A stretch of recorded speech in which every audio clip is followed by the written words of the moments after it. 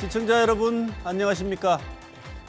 2022학년도 수능은 시험이 끝나고도 높은 난도의 문항 오류로 논란이 이어졌습니다.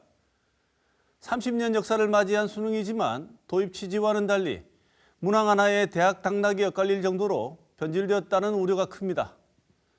특히 변별력을 위해 출제하는 킬러 문항은 난도가 높아 정규 교육과정만으로는 수험생이 따라가기 벅차다는 지적이 끊이지 않는데요. 교육 현장에서는 수능의 미래와 대입제도 전반을 다시 고민해야 한다는 이야기가 나오고 있습니다. 그래서 오늘 시사톡톡에서는 수능에 필요한 변화와 대입제도 개선책에 대해 논의하는 시간 마련했습니다.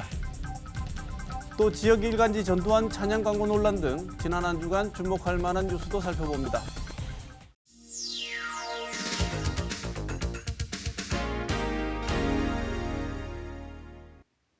지난 한 주간의 주요 이슈를 살펴보는 시간 뉴스 큐레이션입니다. 오늘도 보도국 김은혜 기자 나와 있습니다. 어서 오십시오. 안녕하세요. 김 기자, 지난 한 주 소식 어떤 게 있습니까? 예. 고 이한열 열사에 이어서 평생을 민주화 운동에 힘쓴 배은심 여사의 장례 기간 도중에 지역 일간지 광고가 논란이 됐습니다. 지난 10일자 매일신문 1면 하단 그리고 영남일보 28면 전면 광고입니다. 각하 영전에 바칩니다라는 제목을 달았습니다. 내용을 보면 전두환이 고도의 경제 성장, 프로야구 축구를 출범시켜서 국민의 삶을 향상시켰다고 했고요. 대통령 단임 직선제 기틀을 마련해서 민주주의의 실질적인 초석을 세웠다면서 추모했습니다. 또 각하를 향한 왜곡된 일부의 증오와 분노 또한 관용과 이해로 채워져 지적에 대한 진실이 그대로 드러나길 바란다. 이런 내용이 담겼는데요. 전두환의 모교인 대구 공고 총동문회 동문 장학회 개교 100주년 기념사업 추진위가 낸 광고고요. 광고가 나온 날은 49제가 되는 날이었습니다. 다른 때에 실렸더라도 비판과 비난이 일었을 텐데 네. 이 광고가 실린 때가 흔히 6월의 어머니로 불렸던 이한열 열사의 어머니 배은심 여사의 장례 기간 중이었다지요? 예, 그렇습니다. 광고가 실리기 하루 전 9일에는요. 1987년 6월 민주항쟁의 도화선이 된 고 이한열 열사의 어머니 배은심 여사가 별세했습니다. 아들이 경찰 최루탄에 맞아 숨진 뒤에 이 평생을 민주화 운동에 헌신했기 때문에 추모의 발길이 이어졌는데요. 이 와중에 이 광고가 대구 경북 지역에서 가장 큰 일간지 두 곳에 실리면서 광주 전남 지역 특히 민심이 좋지 않을 수밖에 없었습니다. 이 광주 전남 민주 언론 시민 연합은 성명서를 내고 특히 5.18과 관련을 해서 왜곡된 일부의 증오와 분노라고 표현하는 등 전시를 노골적으로 찬양을 하고 있다면서 이는 국민의 역사적 평가와 함께 대법원 확정 판결로 이 사법적 판단이 끝난 전두환에 대한 노골적인 찬양이고 이 자체로 이 사회적 혼란을 야기하고 있다. 이렇게 비판을 했습니다. 그리고 조진태 5.18 기념재단 상임이사는 이런 일이 반복되면서 언론사의 기본 양심을 의심할 수밖에 없다. 이 공동체가 공감하고 있는 기본적인 가치관에 공감 능력이 없는 것 같다라고 이야기한 것들이 지역 언론사에 보도가 됐습니다. 네, 여기서 말했던 이런 일이란 건 지난해 3월이죠. 부동산 정책 비판하면서 만평에 갖다 썼던 구도, 그다음에 네. 등장하는 인물들의 내용이 우리가 흔히 광주를 얘기할 때 가장 상징적으로 보여주는 바로 그 사진을 패러디해서 모독했던 그 사건 말하는 것이죠? 예, 맞습니다. 당시에 비판이 많이 일었고요. 매일신문이 재발 방지 약속과 함께 사과를 했습니다. 하지만 얼마 지나지 않아서 이 전두환 극락 왕생을 비는 광고를 게재한 것은 광주 시민을 우롱하는 처사다. 이런 비판이 나왔습니다. 우리 지역에서도요. 5.18 구속 부상자회 대구 경북 지부 등 대구 경북 시민사회단체 96곳이 기자회견을 열고 비판을 했습니다. 지난해 6월에요. 25년 만에 개정된 신문 광고 윤리 강령은 신문 광고의 진실성, 신뢰성, 법규 준수, 특히 사회적 책임이 강조됐습니다. 이 사회적 책임은요. 신문 광고가 공공 질서와 미풍 양속, 신문 품위를 훼손해서는 안 된다라는 내용을 담고 있는데요. 지난해에는 해당 조항 위반 건수가 145건이 됐습니다. 이 광고도 해당 언론사 지면의 일부이고요. 그리고 수익 또한 언론사로서는 무시할 수 없는 이 대목이긴 합니다만 이번 일이 사회적 책임에 합당했냐는 비판은 피할 수 없을 것 같습니다. 더 이상 언급하고 싶지도 않은 민망한 일인데요. 다만 이들 언론사들이 우리 지역의 정서나 감정을 대변한다는 생각은 스스로 하지 말았으면 좋겠습니다. 예. 네, 다음 소식 전해 주십시오. 네, 저도 멸치, 콩 그리고 커피 참 좋아하는데요. 조금 과장을 해서 요즘엔 이런 개인 기호조차 쉽게 말하지 못하는 분위기가 있지 않나 이런 생각이 듭니다. 이 정용진 신세계 그룹 부회장의 SNS가요. 정치권을 넘어서 경제에까지 영향을 미치고 있습니다. 정용진 신세계 그룹 부회장 SNS입니다. 북한의 미사일 발사 기사를 공유를 하고 그 밑에 동그라미 2개를 함께 남겼습니다. 물론 몇 시간 뒤에 삭제가 되긴 했지만요. 멸공을 더 이상 쓰지 않겠다고 한 하루 뒤였습니다. 정 부회장의 SNS는 많이 피드가 올라왔는데요. 지난해부터 내내 논란이긴 했습니다. 특정 사이트에서 이 특정 사건을 연상시키는 미안하고 고맙다 이런 표현을 쓴 음식 감상평에다가 경쟁사를 저격하거나 물론 또 삭제가 되긴 했지만요. 공산당이 싫어요 이런 해시태그가 붙기도 했습니다. 이게 정치적으로 번지면서 더 크게 사태가 확대됐죠? 예, 그렇습니다. 조국 전 법무부 장관이 비판을 했고요. 정 부회장과 마팔로우를 맺은 윤석열 국민의힘 대선 후보는 이마트에 가서 멸치와 콩을 샀습니다. 이후에 최재형 전 감사원장 그리고 나경원 전 의원 등 야권 인사들이요. 잇따라 멸콩 인증을 했습니다. 정치권에서는 이 기류가 확산되는 게 좀 자제의 경향을 보이고 있는데 소비자들이나 경제에 미치는 효과가 또 따로 있다지요? 예, 그렇습니다. 지난 10일에 신세계 주가가요. 코로나 재확산 우려가 컸던 2020년 이후 1년 5개월 만에 하루 만에 6% 이상 크게 급락했습니다. 다시 그 뒤에 2.58% 올랐지만요. 전날 낙폭을 회복하지 못했습니다. 이 신세계뿐만 아니라 신세계 인터내셔널, 신세계 푸드 등 그룹주도 일제히 하락을 하면서요. 하루 사이에 2,400억 원이 넘는 돈 시가총액이 증발했습니다. 정 부회장은 관련 게시물을 지우고 말씀하신 대로 정치권도 좀 자제 기류가 흐르고 있는데요. 불매와 매매 운동 2라운드로 때 아닌 좌우 색깔론이 번지고 있습니다. 이마트 노조는요. 성명을 내고 하고 싶은 말을 하는 건 자유지만 그 여파가 직원들과 가족에게도 미치는 것을 고려하라면서 그간 펼쳤다가 접은 사업들도 많거든요. 그간 사업가로서의 자신을 좀 돌아보라 이렇게 비판을 했습니다. 신세계는요, 이 시류에 많이 영향을 받는 소비재 유통기업 아니겠습니까? 네. 그런 측면에서 보면 참 용감하다는 생각, 그 용기로 칭찬하는 사람들도 있던데 네. 간이 큰 분 같아요. 근데 SNS는 개인의 영역은 분명히 맞죠. 하지만 오너가 하는 SNS는 개인의 영역이라고만은 볼 수 없지 않겠습니까? 노조가 역시 지적한 것처럼 말이죠. 예, 그렇습니다. 정 부회장이 SNS에 여러 글을 올리면서요. 기업 소통 경영의 대명사가 됐었습니다. 조선호텔이나 신세계푸드의 요리를 올리면 이 상품이 품절이 됐고요. 또 지난해 인수한 야구팀 홍보 효과도 누렸습니다. 하지만 이번 사건이 확산을 하면서요. 오너 리스크란 단어까지 나오고 있는데요. 전문가들은 이번 논란이 오너 SNS를 기업의 공적 채널 창구로 여기지 않은 데서 비롯된 것으로 분석을 하고 있습니다. 한 전문가는요. 대기업 경영자라면 개인 인스타그램도 공적 대화 채널로 봐야 한다. 면서 기업인 계정이 곧 기업 계정이라는 인식 전환이 필요하다 이렇게 지적을 했습니다. 그리고 유통업계에서는요 정 부회장의 이런 행보를 더 좀 아슬아슬하게 보고 있는데요. 경영 철학에 대한 소신 발언도 아니고 철진한 멸공 발언으로 구설에 오르는 건 그룹 이미지에 나쁜 영향만 미칠 것이라고 하면서요. 이번 계기로 정 부회장이 자신이 인플루언서인지 기업 최고 경영자인지를 진지하게 고민해 봐야 할 것 같다라는 유통가 사람들의 말을 전한 보도도 눈에 띄긴 했습니다. 정 부회장뿐만 아니라 다른 최고 경영자들, 기업인들도 SNS 마케팅을 많이 하고 있습니다. 표현의 자유 분명히 있지만요. 그 자유의 대가가 개인에 대한 호불호, 비판, 지지를 넘어서 또 다른 피해를 야기를 한다면 다시 한번 생각해봐야 되지 않을까 싶습니다. 그 유명한 영국의 축구 감독 퍼거슨이 SNS는 시간 낭비다 이런 말을 했고 가끔씩 인용이 자주 되는데요. 정말 유용하게 쓰지 않으면 낭비가 될 것 같습니다. 평소 세상 사람들의 관심에 목말라 하던 걸로 유명했던 사람이 정 부회장이라고 하니까요. 정 부회장은 차치하고라도 저는 개인적으로 이 사람의 행동을 용기로 칭찬하는 사람들에 대해서 왜 그럴까를 줄곧 생각하게 됐던 사건인 것 같습니다. 네, 다음 소식 전해주시죠. 풀뿌리 민주주의라고 불리는 기초의회가 요즘에 기초가 있나 싶을 정도로 말썽입니다. 대구 달서 구의회 김귀화 구의원이 정치자금법 위반 혐의로 1심에서 500만 원을 선고받았습니다.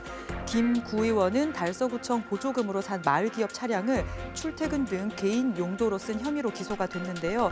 김 의원은 지난 4.15 총선 때도 같은 당 예비 후보자 선거 캠프 관계자들에게 업무 추진비 카드로 식사를 제공한 혐의로 벌금 80만 원을 선고받아서 의원직은 유지를 하고 있었는데 2심이 벌금이 확정이 되면은 의원직을 상실하게 됩니다. 김귀화 구의원뿐만 아니라 달서구의회 정말 바람잘 날이 없습니다. 시사톡톡 시간에도 여러 번 전해드렸는데요.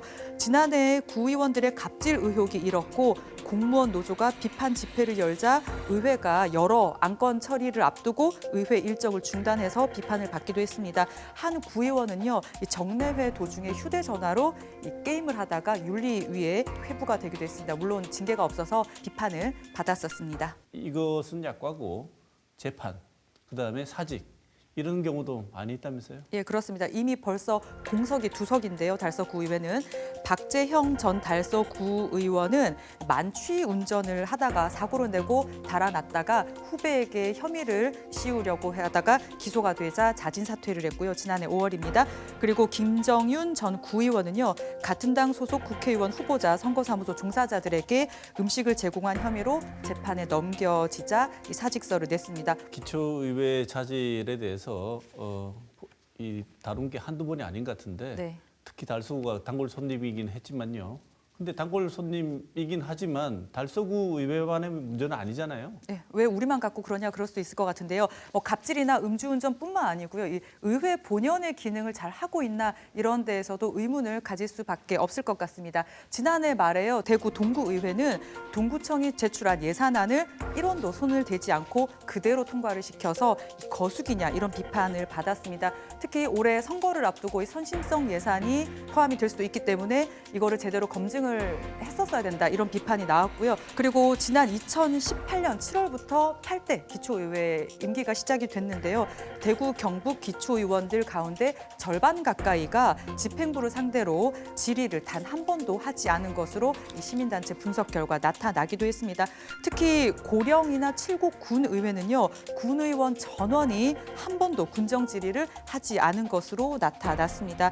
지방자치법이 30년 만에 개정이 돼서요. 올해부터는 의회 사무직원 인사권이 지자체장에서 의장으로 넘어갑니다. 그리고 유급 보좌관 등 정책 지원 전문 인력도 갖출 수 있는 등 권한이 강화됐는데요. 이 강화된 권한만큼 책임을 잘 질 수 있을지 벌써부터 걱정이 되고 좀 고개가 갸웃거리게 되거든요. 그렇기 때문에 오는 6월 동시 지방선거 유권자들이 더 깐깐하게 선거를 잘 해야 되겠다 이런 생각이 들었습니다. 네, 김 기자 말대로 권한이 강화된 만큼 올 지방선거는 정말 꼼꼼히 잘 뽑으셔야 되는데 우리 달서구 주민 여러분들 특히나 분발 좀 해주십시오. 네, 마지막 소식 전해주시죠. 이번 겨울부터는 이 겨울 스포츠의 꽃이라고 불리는 프로농구가 대구에서도 열리고 있습니다. 10년 만인데요. 체육관을 찾는 팬들의 호응은 높지만 이 낡은 인프라는 흠이 되고 있습니다. 한국가스공사가 전자랜드 프로농구단을 인수하면서 대구는 야구, 축구에 이어서 농구까지 3대 프로스포츠가 열리는 도시가 됐습니다. 10년 전에 오리온스가 야반 도주를 하듯이 연고지를 옮기면서 프로농구에 대한 좋지 않은 기억이 있었지만 다시 시작된 대구에서의 농구 호응이 좋습니다. 지난해 11월 개막부터 대구 실내체육관은 3,800석 중에서 절반가량을 개방을 하고 있는데요. 코로나19 상황임에도 불구하고 평일에는 70% 이상 그리고 주말에는 80% 이상의 예매율을 보이고 있는데 인기를 실감을 할 수 있을 것 같습니다. 오늘 오후죠. 오늘 오후에 프로농구 올스타전이 대구에서 열린다지요? 예, 그렇습니다. 프로농구 2년 만에 올스타전을 여는데요. 당초 잠실에서 열릴 예정이었는데 대구에서 열립니다. 올스타전이 대구에서 열리는 건 처음이거든요. 예매가 3분 만에 매진이 됐다고 하니 프로농구 인기가 얼마나 높은가 실감이 됩니다. 즐겁고 좋은 잔치가 벌어지는데 아쉬운 대목도 있다지요? 10개 모든 구단 팬들이 모이는 큰 잔치를 치르는 이 대구 실내체육관의 현실은 손님을 맞기에는 조금 부끄러운 수준입니다. 대구 실내체육관은 10개 구단이 쓰는 체육관 구단 중에서 가장 낡았습니다. 규모도 작고요. 누수 현상도 있어서 리모델링을 했지만 큰 변화는 느껴지지 않는다 이런 평가를 받고 있는데요. 대구시와 가스공사 모두 경기장 신축에 대해서는 협의하겠다는 기존 입장만 되풀이할 뿐 논의는 더 이상 진전이 없는 상태입니다. 대구시는 시즌 종료 뒤에 개보수를 위해서 예산을 편성했다 이런 입장을 밝히기는 했습니다. 이 프로스포츠는 지역 경제 활성화부터 이미지 제고까지 파급 효과가 높습니다. 프로축구만 봐도요, 이 대구 시민운동장을 뒤집이 대구냉파크로 잘 리모델링한 효과를 우리 많이 봤잖아요. 높은 농구 열기에 비해서 이 낡은 시설, 이 부끄러움을 팬들의 몫으로만 남겨놓지 않았으면 좋겠습니다. 지금까지 이번 주 주목할 만한 뉴스 짚어봤습니다.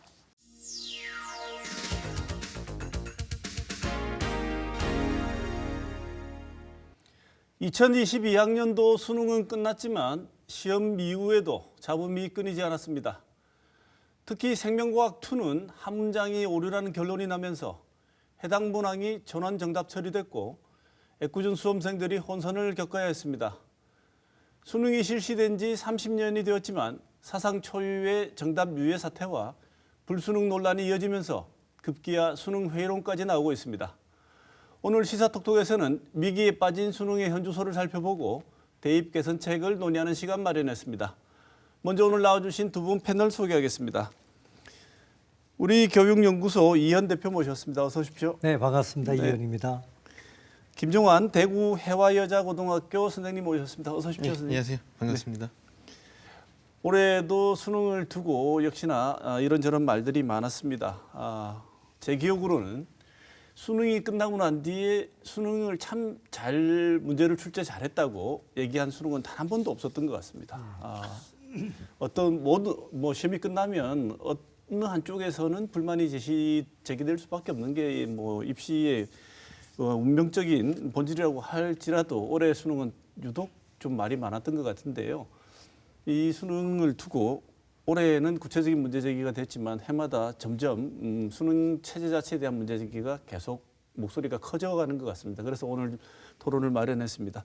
먼저 이현 대표님께 올해 수능에 대한 전반적인 평가와 왜 이런 문제가 발생하는지에 대해서 한번 먼저 여쭙고 싶습니다. 저는 아주 특별한 사태였다고 생각하지 않습니다. 네네. 짧게 봐도 2014년 이후에 만들어져 있는 현재 수능 시스템 속에서 생겨날 수밖에 없는 문제인데 다만 특별하게 관심을 끌었다고 한다면 이제 문제에 관한 오류 판정을 법원에서까지 하게 된 게 특별한 사태라면 사태라고 말할 수 있을 것이고 네. 그 외에 전반적으로는 좀 지금 수능 시스템 그 자체의 문제를 보여준 것이다 그렇게 생각을 합니다. 네. 예. 이 선생님 말씀으로는 수능 출제 체제가 가지고 있는 구조적인 문제가 심화되어서 드러나는 현상이지 올해만의 문제는 아니다 이런 말씀 주셨습니다. 김정은 선생님은 어떻게 보십니까? 아까 이현 대표님 말씀처럼 그런 부분도 있겠지만 올해가 이제 작년과 다르게 수능의 변화가 좀 많았습니다. 예를 들어서 평가 방식이라든지 수능 간화형 폐지, 네. EBS 직접 연계 폐지, 탐구 영역 구분, 제외국어 한문 영역의 절대 평가 등 이런 부분들이 복합적으로 사람들의 많은 관심을 받은 구간에서 거기에 생명과학 2의 오류라든지 네. 아니면 시험이 조금 난이도가 어려웠다는 부분들이 좀 더 크게 부각된 게 아닌가 이런 생각을 합니다. 네. 항상 수능을 마치게 되면 물수능이다, 불수능이다. 올해는 또 워낙 어려워서 용암수능 이런 얘기도 하던데요. 네. 이런 평가들을 보게 되면 저는 의아스러운 게 항상 그 흔히 말하는 정규분법 테스트를 하지 않습니까? 근데 이런 어려웠다는 게 모든 학생이 어렵다고 느끼고 모든 학생이 쉬웠다고 느끼는 것도 아니고 일부 학생들이 중심이 되어갖고 나타나는 평가가 아닌가. 또 어떤 전문가들은 그런 지적도 하시던데 김 선생님 보시기에는 어떠십니까?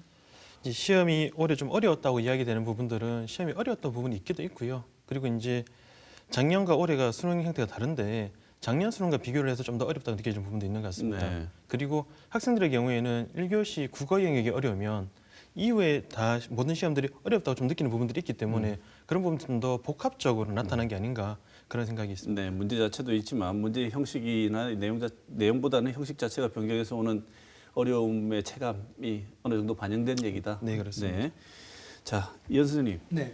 수능 창시자라고 말해지는 박도순 초대 한국교육과정평가원장. 네. 이 여러 군데에서 인터뷰한 내용을 보면 본인이 수능 체제를 도입하자고 했지만 내가 원래 말했던 수능 체제는 이런 것이 아니었다. 그때에 비하면 수능 체제는 많이 변질됐다. 그리고 폐지돼야 된다고 말씀을 하실 정도로 네. 이 수능이 애초 도입 취지와는 비교하자면 많이 변질됐다고 하는데 어떤 점에서 그렇습니까? 그러니까 좀 다른 말씀을 드려야 될 것 같아요. 네네. 박도순 교수님 말씀대로 말하면 수능은 태어날 때부터 변질돼 있었습니다. 그리고 박도순 교수님 의견대로 말하시면 수능은 첫 해서부터 폐지됐어야 되는 것이죠. 네. 무슨 뜻이냐면요. 네. 박 교수님 의견은 이제 이런 의견을 말씀하시는 거예요. 원래 수능을 만드실 때는 수학 능력 시험으로 만든 게 아니다. 이거로 애들 변별해서 뽑으라고 만든 게 아니다. 네. 대학 수학 적성 시험, 적성 검사로 만든 것이어서 학생들의 적성 검사라는 것이고 대학 학력 관련해서는 일종의 자격 수준으로 참고하게 만든 것이지 네. 이거로 뽑으라고 만든 게 아닌데 네. 그거로 대학에서 학생들을 뽑기 시작하니까 수능이 변질됐다. 첫 해부터 그랬거든요. 첫 해부터 대학에서는 이거로 뽑았단 말이죠. 그러니까 박 교수님 말씀대로 말하면 첫 해부터 변질돼 있었던 겁니다. 두 번째 박 교수님이 수능이 변질됐다고 말씀하시는 이유는 적성 검사이기 때문에 처음에는 언어 능력하고 논리적, 수리적 사고력만 보려고 했었다는 거예요. 그런데 과학 쪽에서 과학도 넣어야 된다. 사탐에서 사탐도 넣어야 된다. 외국어도 넣어야 된다. 이렇게 되니까 결국은 적성 검사로 만든 게 일종의 학력 평가적 의미를 갖게 되면서 수능이 변질됐다. 이런 말씀하시는 거거든요. 네. 첫 해부터 그랬습니다. 그런데 언론은 항상 그 수능이 문제 있다고만 하면 이분 찾아가거든요. 네. 찾아가서 애초부터 설계하신 분이라서 그분이 이 수능을 원래 자기가 낳은 자식에 대해서 부정하는 게 가장 강력한 부정이라고 생각해서 그러시는지 모르겠는데 제가 추가적으로 이 질문을 그럼 하나만 더 드리겠습니다. 네네. 이현 대표님 말씀에 따르면 원래부터가 그러니까 만드신 분의 취지하고 다른 방식으로 도입이 됐다는 것인데 사실 그러니까 박 교수님이 수능을 만들었다고 말하면 어폐가 있는 거죠. 제안을- 처음부터 박 교수님 수능하고는 다른 수능이 시작된 거니까. 네. 수능을 개발할 때 참여하신 분 중에 한 분이신 거고 그분의 의도하고는 다른 방식으로 수능이 탄생한 거니까. 그렇다면 질문을 바꾸면요. 네. 학력고사가 없어지고 수능이 도입됐는데 이 대표님 보시기에는 어차피 이게 대학에 공부하기 위한 적성시험의 방식으로 변한 게 아니라면 학력고사와 수학능력시험에는 이름만 바뀌었지 실질적인 어떤 작동성은 별로 차이가 없다 이렇게 아닙니다. 보십니까? 달라진 점이 있었습니다. 네, 그 점이 아까 어느 왜 것이- 사회자님 말씀하실 때 수능 시험이 한 번도 칭찬받은 적이 없다 이렇게 네. 말씀하셨잖아요. 95년도, 94년도 신문을 보면 처음 수능 극찬을 받았었습니다. 모든 언론에서 실험 평가에 대해서 극찬했었고요. 수능을 극찬했었습니다. 학력고사가 단순함기 중심의 교과 지식을 테스트하는 시험이었다고 한다면 수능은 기본적으로 단순함기로 풀 수 있는 문제들이 아니었었어요. 네.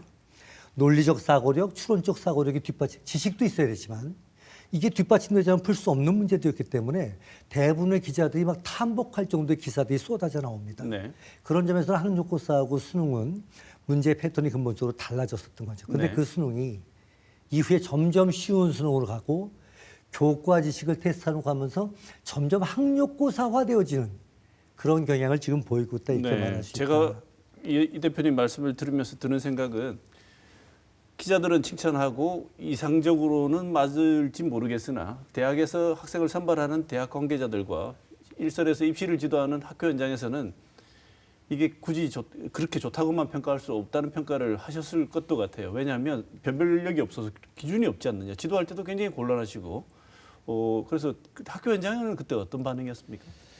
이제 수능 같은 경우에는 아시다시피 그 난이도의 문제가 항상 발생을 하거든요. 그리고 이제 수능이라는 부분들이 학교 현장에서의 학습적인 부분도 중요하지만 아까 대표님 말씀처럼 많은 문항들의 유형들이 자꾸 많아지다 보니까 문제풀이 형태로 많이 가게 되는 거죠. 이제 그런 부분들이 학교 현장에서 힘들어하는 부분들이죠. 네. 왜냐하면 학교 현장에서 수업에 충실하게 참여를 하고 학생들의 생각을 보여줄 수 있는 것들을 많이 운영을 하려고 하지만 네. 이제 수능이라는 부분들의 축이 조금 더 커지기 시작을 하면서 문제풀이 위주라든지 아니면은 어떤 내용을 통해서 그 풀어나가는 어떤 테크닉에 대한 것들을 더 많이 생각하게 되었지 않을까 생각합니다. 네. 학생들의 단편적인 지식이나 암기력 이런 것들을 테스트하기보다는 전체적인 어떤 학습 능력을 테스트하는 애초의 취지가 반영된 게 수능 테스트였는데 해가 가면 갈수록 현장의 불만 목소리와 사실은 눈에 보이지 않지만 교육부 회의가 한번 끝나면 과목이 하나씩 추가되는 이런 현상이 벌어지지 않습니까? 네, 네, 네. 이해 당사자들이 압력을 넣으니까요. 네.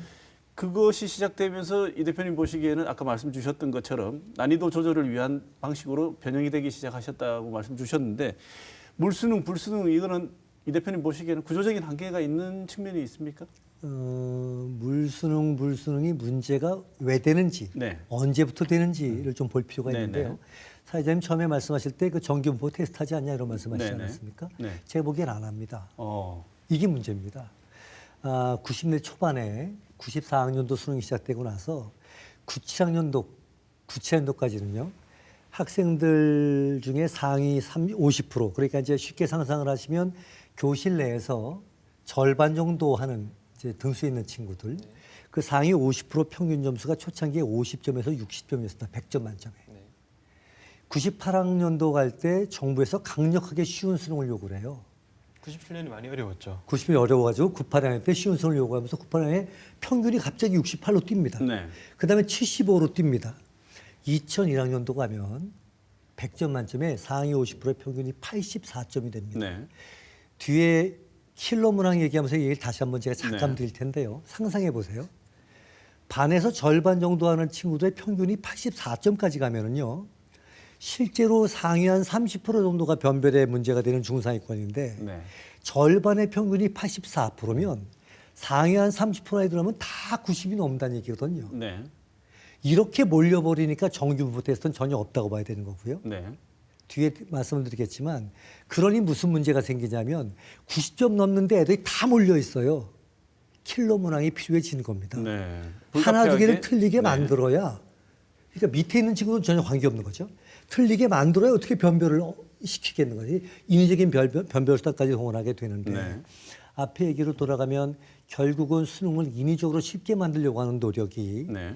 아까 말씀드린 것처럼 수능 자체를 학력고사화시키는 측면의 부작용도 가져왔고 뒤에 킬러 문항을 어거지로 만들어내는 부작용도 가져왔다.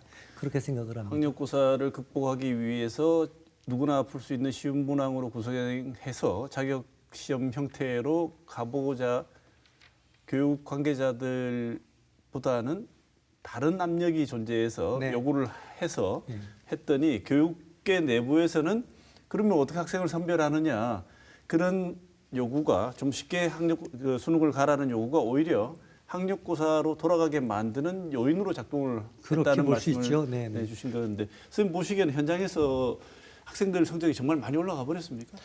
이게 그 시험이라는 것이 학생을 평가해서 선발을 해야 되는 입장이다 보니까 우리 흔히 이야기하는 걸로 줄을 세워야 되겠죠. 결국은 네. 이제 줄을 세워야 하는 부분에 있어서 그해 학생들의 성적의 분포에 따라서 조율을 하는 건데 보통 이제 6월 모의평가나 9월 모의평가를 가지고 추정을 하게 됩니다. 네. 근데 그 부분들에 있어서 이제 9월 모의평가 끝나고 나서 재수생이 들어오는 부분들 그리고 그 예를 들어서 작년, 재작년의 경우에는 코로나19 등의 상황들이 있는데 네. 그런 부분들이 예상했던 것과 다르게 이제 반영이 나타난 것이죠. 예를 들어서 요 정도의 난이도면 될 것이라고 생각을 하고 판단을 했지만 막상 뚜껑을 열어서 보니까 학생들의 격차가 좀 컸고 네. 또 학생들의 분포가 다양해져 버리면서 뭐 말씀하셨던 것처럼 불수능이냐 물수능이냐처럼 이렇게 난이도의 조절이 어려워졌던 게 아닐까 그런 생각이 있습니다. 그럼 제가 이 질문 하나 드려보겠습니다. 이 대표님 방금 말씀을 주셨는데 킬러 문항이라는 게 있습니다. 실제로 뭐 이렇게 이름 붙은 것도 아닌데 학생들도 그렇고 학원과 선생님들도 킬러 문항이라고 킬러라는 말에서 나오듯이 어지간하면 다 죽는다 이런 얘기 아니겠습니까? 네. 여기서 살아남아야지만 진정한 그 승리자가 되고 나머지는 다 이제 못 풀게 만들겠다는 문항으로 이제 인식이 되는 건데 학교에서도 실제로 이 킬러 문항에 대해서 학생들이 느끼는 체감이 있고 선생님들께서도 지도하실 때 이 문제는 푼다고 애쓰다가 시간 보내지 말고 못 푸는 문제니까 넘어가거라 이렇게 가르치시는 경우가 있나요? 그게 이제 말씀 주셨던 것처럼 학교 안에서도 학생들 간의 난이도 차이가 많이 심하긴 합니다. 네. 상위권 학생들의 경우에는 가지고 있는 내용이나 본인 능력을 가지고 풀어낼 수 있는 친구들도 있고요. 중위권 학생들에게 어려운 경우도 있겠죠. 수학의 경우에 보면 한 2, 3년 전까지만 해도 아까 말씀하셨던 것처럼 뭐 21번이 29번, 30번 같은 킬러 문항이 엄청 많이 있었습니다. 줄을 세워야 하니까요. 네. 근데 지금은 이제 그런 것들의 병폐라든지 조금 어려운 부분들이 생기다 보니까 한 2, 3년 전부터 이제 수능의 분위기가 수학에서 킬러 문항을 가지고 학생들을 못 풀게 만드는 것이 아니라 조금 그것보다는 조금 더 난이도가 낮으면서 조금 더 내용을 테스트할 수 있는 문제로 조금 바뀌어가고 있는 것 같습니다. 문제가 어디 있다고 생각을 하냐면 네. 아까 말씀한 것처럼 전반적으로 쉽게 내야 된다는 압박을 출제위원들이 갖는 겁니다. 네. 그래서 쉽게 내요. 근데 쉽게 내보니 이거 중상위권, 상위권에 있는 친구들이 다 몰리는 거예요. 여기. 네. 변별돼야 되겠구나 이러니까 킬러 문제를 쥐어 짜내게 되는 거거든요. 네. 요걸 제가 강조하는 이유는 해법 어떻게 해결할 거냐. 킬러 문항이라는 얘기가 나온 지 10년 안 됐습니다. 네. 이것도 중요합니다. 이전에 수능 난이도가 쉽지 않았었을 땐 킬러 문항이 필요하지 않았습니다. 네. 네. 수능을 쉽게 만든 다음에 변별하려고 하니까 킬러 문항 얘기가 나오게 되는 네네. 거거든요. 10년도 안 된 얘기인 거죠. 해결 방법은 간단한 겁니다. 인위적으로 문제 쉽게 내지 않으면 돼요. 너무 어렵지 않게, 너무 쉽지 않게. 공부를 열심히 하는 학생도 성적이 나오고 잘 안 한 친구도 성적이 안 나오게. 더 구체적으로는 상위 50% 안에 드는 친구들의 평균이 60점 정도가 대개 출제를 하면 네. 대개 중난이도하고 고난이도 문제 정도로 문제가 나옵니다. 너무 쉬운 문제 빼고 지금 킬러 문항 빼고 이게 정상적인 거죠. 그러면 분포도 아까 사회자님 말씀하신 것처럼 정규 분포에 접근합니다. 네. 중간 아이들이 많은 거고요. 잘하는 학생들은 적은 거고. 지금은 인위적으로 쉽게 만들면서 인위적인 변별력을 만들려다 보니 비교육적이면서 엉뚱한 쥐어짜낸 문제들이 만들어진다. 네, 네. 이런 점을 좀 지적하고 싶어요. 예. 지금 이 대표님 말씀하신 그 현장에서 동의하십니까? 이 정규 분포가 무너져 있다는 말씀에 대해서. 그 부분은 충분히 동의가 되고요. 이게 네. 수능의 문제가 아니라 학교 현장의 학생의 분포들도 똑같습니다. 네. 학생들의 성적대가 말씀 주신 것처럼 정규 분포로 그려지는 것이 가장 좋긴 하지만 학생들의 경우에 뭐 특히나 수학의 경우에는 RA 편차가 너무 심한 거죠. 그러니까 학교 현장에서도 학생들을 끌어나가는 부분에 있어서 어려움이 있는 것처럼 이제 수능에서는 이 분포가 차이가 더 크지 않을 거라는 생각을 합니다. 그래서 이제 조율을 해야 되는데 네. 대표님 말씀처럼 이렇게 맞추는 게 좋긴 하지만 쉽지 않은 거죠. 참 이게 쉬운 문제 같았으면 벌써 풀렸겠죠. 그렇죠. 근데 정말 이게 또 다른 문제보다도 더 첨예한 게 아직 한국 사회에서는 이 수능 문제 한 문제에 인생이 바뀐다고 생각하는 게 너무 강하기 때문에 너무 또 이렇게 몰두나 이입이 감정이입이 많이 되어서 평가가 된다는 것도 한 측면인 것 같은데 이 대표님 보시기에는 수능 출제 과정에서 개입하는 구조적인 문제 같은 게 더 있을까요? 그러니까 아까 말씀드린 정치적 압박, 사회적 압박이 있는 겁니다. 네. 쉽게 해야 된다. 근데 변별은 해야 된다. 이런 압박을 없애야 된다. 네. 학교에서 배운 교과서를 기준으로 출제하자. 이거 주면 되고 네. 너무 쉽지 않게 너무 어렵지 않게. 아까 말씀 이런 기준 주면 되고 네. 중간 정도에 있는 친구들이 한 60점 평균 나오게 그런 정도 난이도를 맞춰주면 좋겠다. 이런 정도의 아웃라인 이외에 다른 정치적 압력이나 사회적 압력이 없이 준다면 그렇다면 지금 같은 킬러 문항 문제도 사라질 수 있다. 한 가지 말씀드리면요. 독일에 아비투어라는 시험 있지 않습니까? 저희 연구소에서 아비투어 연구다 깜짝 놀랐습니다. 내신 성적 600점, 국가시험 300점, 900점으로 산출하거든요. 절대평가입니다. 네. 작년 걸 저희가 데이터를 봤는데 전체 점수 분포가 정규 분포인 거예요. 절대평가인데. 네. 깜짝 놀라서 그전 걸 봤어요. 정규 분포인 거예요. 10년치 찾아봤습니다. 정규 분포입니다. 중간 정도의 아이들이 몰려있고 정말 분포가 이러면 약간씩 틀어지지만 거의 그 모양이 유지가 됩니다. 이건 뭘 의미하냐면 아비투어 출제할 때 기준이 중간 정도의 아이들 평균이 중간 점수 정도 나오고 네. 그 외에는 다른 기준은 안 주는 거죠. 그다음에 교과서에서 배운 내용 가지고 출제하게 이렇게 주면 이런 문법가 가능해진다. 그렇다면 기형적인 쥐어짜내기 식의 문제 사실은 국제적인 뉴스가 되지 않았었습니까? 네. 이런 식의 일은 생기지 않을 거다 네. 이렇게 봅니다. 이 와중에 우리가 지금 방식으로 나간다면 바로 이런 문제들 때문에 수능이 더 이상 유지가 되지 않을 거라고 얘기하는 사람들이 많이 늘어났는데 새롭게 등장한 이분들은 의외 분들이 등장을 했어요. 수능 일타 강사들입니다. 이분들은 킬러 문항이 존재해야지만 어떻게 보면 본인의 그 이름을 날릴 수도 있고 일타 강사로서의 존재감을 발휘할 수 있다고도 생각이 드는데 이 일타 강사들이 수능이 이제 몇 년 남지 않았다고 얘기하는데 현장에서 보시기에 김 선생님 보시기에는 수능 일타 강사들의 이런 회의론은 어떻게 보십니까? 이게 뭐 단순히 수능에 있어서 킬러만한 그런 문제는 저는 아니라고 생각을 하고요. 지금 뭐 2022 개정 교육 과정이라든지 고교학점제가 도입이 되면 네. 수능의 형태가 결국은 바뀔 수밖에 없는 구조로 현재를 가고 있습니다. 이제 그런 구조를 같이 생각을 했을 때 수능 회의론이지 뭐 수능이 지금 난이도가 어려웠다, 쉬웠다, 뭐 불수능이다, 물수능이다 킬러 문제 때문에 회의론이 나온 것은 아니라고 생각합니다. 근데 일반적인 생각에 저는 이제 현장 고등학교나 입시 현장에서는 그래도 좀 떨어져 있고 우리는 선별된 점수를 가지고 선발하는 입장에서만 보면 선발하는 점수가 있지 않으면 학교에서는 사실은 선발할 때 굉장히 힘든 경우가 발생을 하기 때문에 두 분 말씀을 종합하면 정부의 교육부의 지침이나 시책은 수능 테스트를 자격시험처럼 유도하고 싶어하는 욕망이 하나가 있고요. 네. 그런데 불가피하게 평가 시스템으로 유지할 수밖에 없는 힘이 또 하나 존재하고요. 네. 이 두 개는 공존할 수 없는데 한꺼번에 섞어 놓으니까 수능이 지금 같은 꼴이 됐다. 네. 이런 진단을 두 분이 내려주셨는데 그러면 이제 어떻게 바뀌어야지 이런 일이 없어질까? 일단을 김 선생님께서 방금 말씀을 주셨는데 아무리 안 바뀌려고 노력을 해도 바뀔 수밖에 없을 것이다. 왜냐하면 교과 과정이나 개편이 있어가지고 지금 방식으로는 수능이 이 체제로 유지가 될 수 없는 방향으로 가고 있다.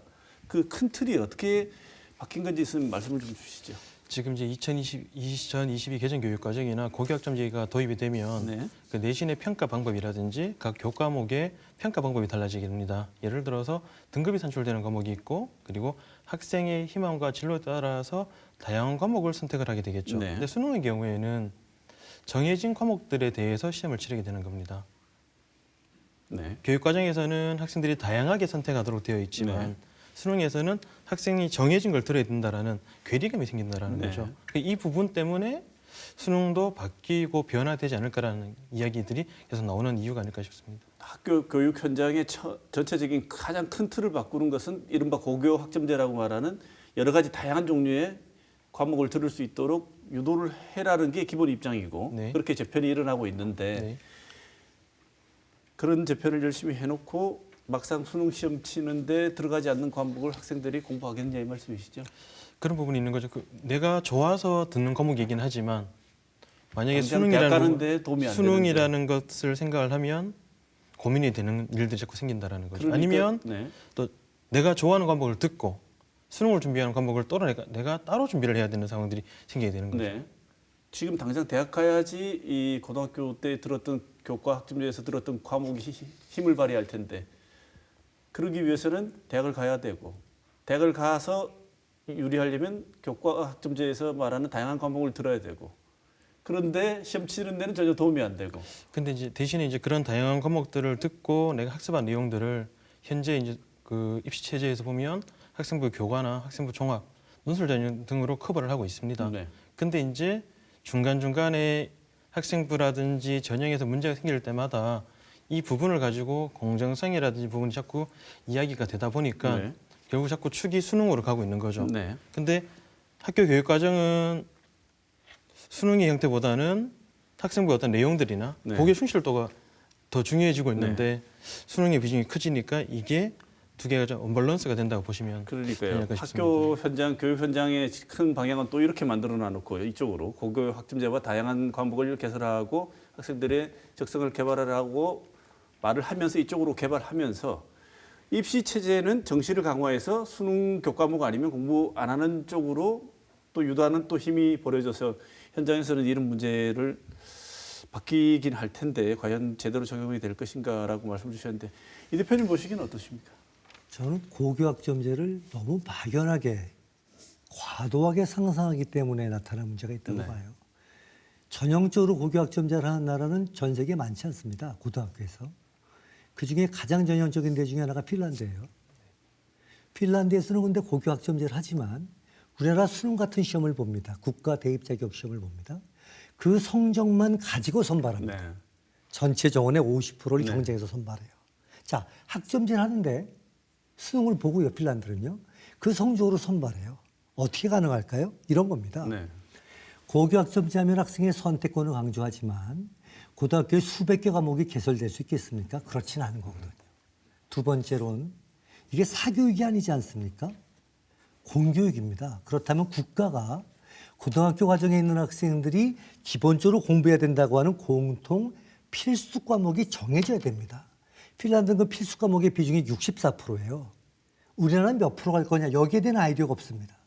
만약에 65%를 필수 과목으로 정한다. 수능은 이거로 보면 되는 겁니다. 플러스 아이들이 선택한 심화 과목을 추가로 선택할 수 있겠죠.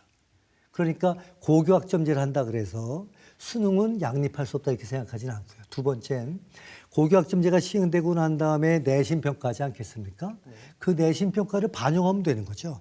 다만 반영할 수 없는 식의 내신평가를 한다면 예를 들면 고등학교 선생님들이 선생님마다 다 다르게 점수를 줘요. 그럼 그런 점수는 비교 척도가 안 되겠죠. 네.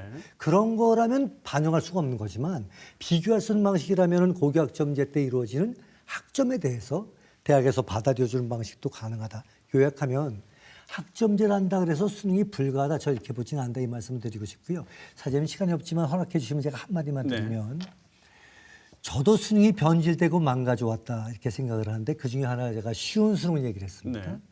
목표는 수험생의 부담을 덜어주고 사교육비를 경감시킨다는 거고요. 우리가 알고 있다시피 부담은 줄지 않았고 사교육비도 안 줄었습니다. 두 번째, 수능이 변질되고 망가져 왔다고 저는 또 생각하는 이유 중에 하나가 이전에 수능은 학생들이 보통 14과목의 시험을 봤습니다. 국어, 영어, 수학, 그다음에 탐구에서 문과 애들은 사탐의 기본 처음에는 5과목. 이 친구들이 과학도 했었어요. 네. 과학 4과목. 플러스 사회탐구 추가 1과목. 13과목, 14과목의 시험을 봤었습니다. 쉬운 수능의 논리로 만든 게 과목을 계속 줄이는 거였습니다. 그래서 노무현 대통령 때 문과 애들은 과탐하지 마. 사회만 해. 네. 4과목만 최대해. 이명박 대통령 때 3과목만 해. 박근혜 대통령 때 2과목만 해. 그래서 지금은 수능이 어떻게 됐냐면 영어가 절대평가로 빠지니까 실제 대학에서 보는 건 국어, 수학, 탐구 2과목, 꼴랑 4과목을 봅니다. 네. 여기서 대학도 어려움이 생깁니다. 아, 이 4과목 시험 본 거 가지고 뭘 어떻게 평가하라는 거야. 이런 문제가 생기고요. 고등학교 교육과정하고 수능은 점점 괴리됩니다. 네. 학교에 많은 과목 수업 듣는 게 수능에서는 안 보는 것이 돼버리니까 학교 수업하고 수능의 괴리는 점점 멀어지는 이런 부작용도 수능의 변질 요소 중에 하나다. 이 말씀을 드리는 이유는 인위적으로 수능을 쉽게 내서는 안 된다. 교육적으로 이 말씀을 제가 아까 의견으로 드린 거고. 네. 두 번째는 수능이 망가진 걸 돌이키기 위해서도 문이과 제대로 된 통합을 위해서도 지금 과목같이 수능을 봐서는 안 된다. 예를 들면 문과든 이과든 사탐 2과목, 과탐 2과목 기본으로 다 해. 네. 그런데 문과 갈 거면 추가적으로 사회탐구 1-2과목 더 해.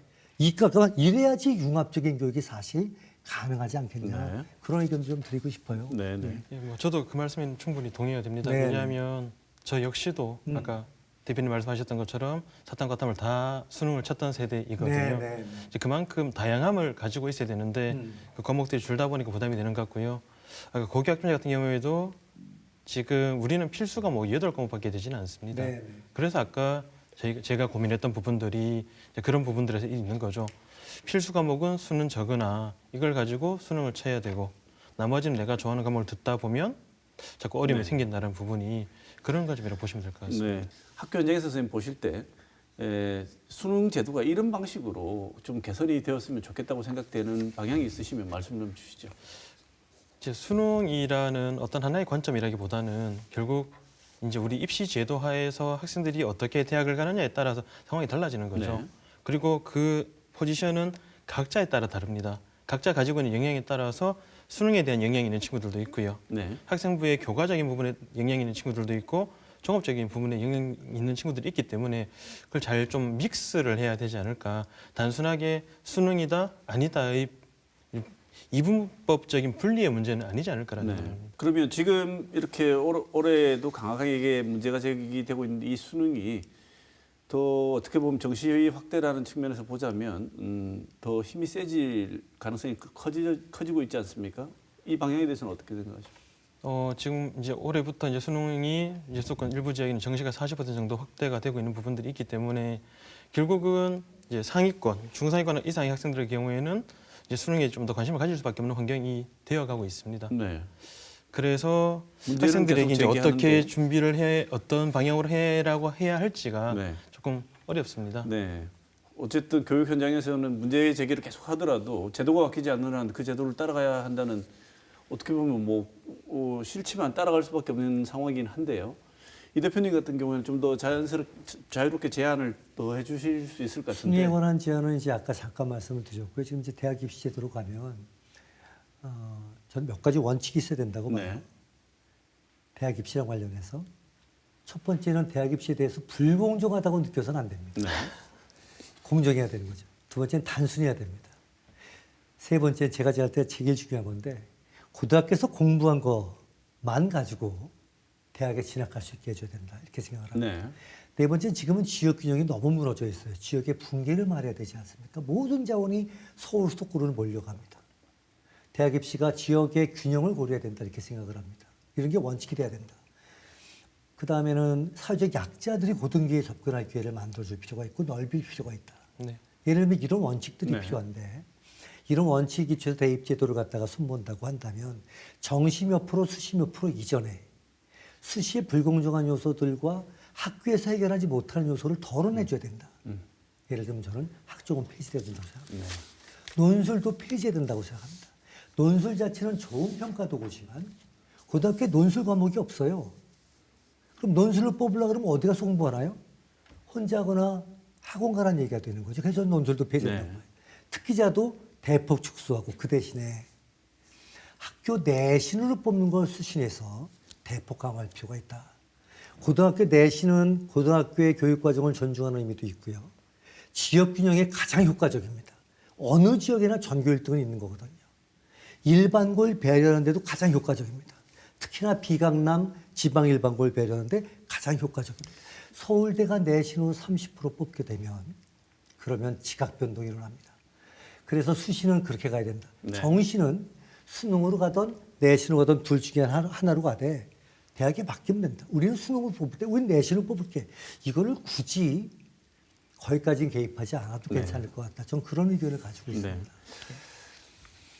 많은 전문가들 얘기를 들으면 이 제도가 정치 제도도 그렇고 교육 제도도 그렇고 계속 돌고 돈다는 느낌이 드는데 이 대표님 말씀 속에서 저는 왠지 자꾸 이전 학력고사의 향기를 좀 느낍니다.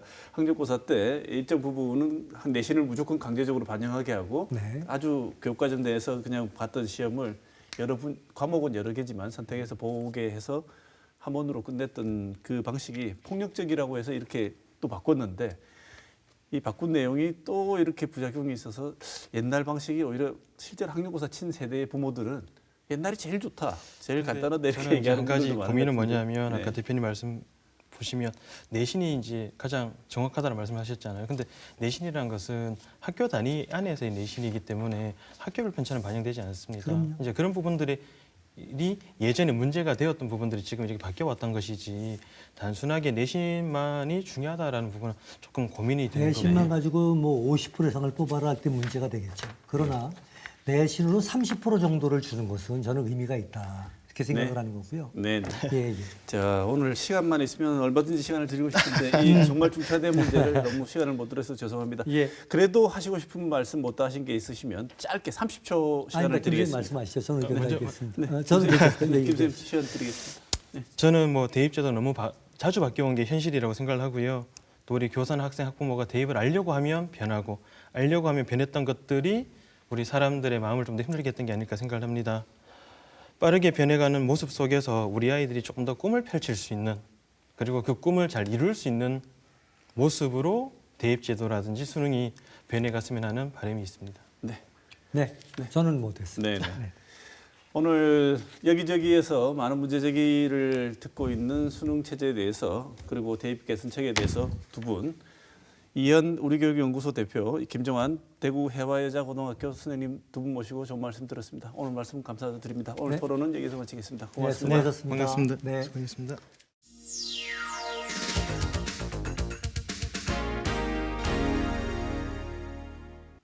옛날 중국에 사는 한 젊은이가 배를 타고 강을 건너가던 중 강 한복판에서 들고 있던 칼을 강물에 떨어뜨리고 말았습니다.